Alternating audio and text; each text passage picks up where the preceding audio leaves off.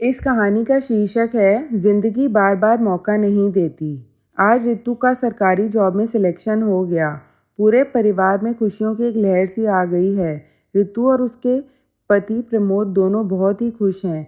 रितु पिछले 15 साल से प्राइवेट स्कूल में बच्चों को पढ़ाती है, साथ ही घर में ट्यूशन लेती है। प्रमोद की घर में ही कोने में एक परचून की दुकान है।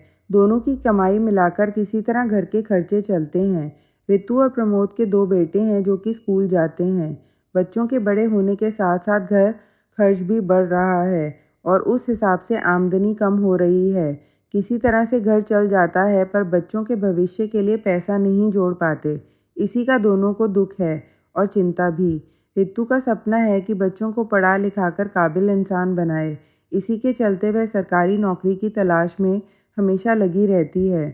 कई साल से सरकारी नौकरी की तलाश करते करते रितु का आज गवर्नमेंट स्कूल में सिलेक्शन हो गया। पहले तो वह बहुत ही खुश हुई, पर बच्चों को छोड़कर जाने की हिम्मत वो जुटा नहीं पा रही थी।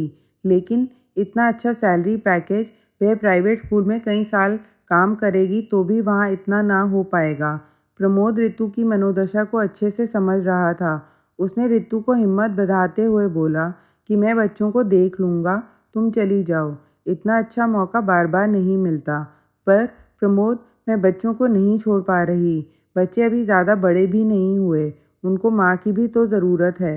रितु चिंता करते हुए बोली, अरे बड़ा बेटा 10th में आ चुका है, वह अपने को संभाल लेता है और छोटा भी 8वीं में है।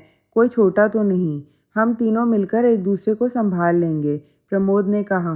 तभी बड़ा बेटा कमरे में आ गया। उसने माँ बाप की बातें सुन ली। उसने माँ को ढाढ़स बढ़ाते हुए बोला, माँ आप बिल्कुल चिंता मत कीजिए, हम लोग एक दूसरे को संभाल लेंगे। मैं छोटे का भी खूब ख्याल रखूँगा।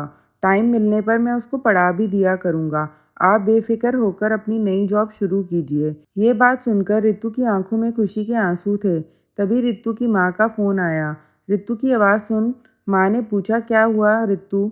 रितु ने अपने सिलेक्शन के बारे में बताया। उन्होंने बोला, यह तो बहुत ही बड़ी खुशी की बात है, इस पर तुम परेशान क्यों हो? माँ, खुशी की तो बात है, कह रितु हंसी। लेकिन बेटा तू दुखी लग रही है।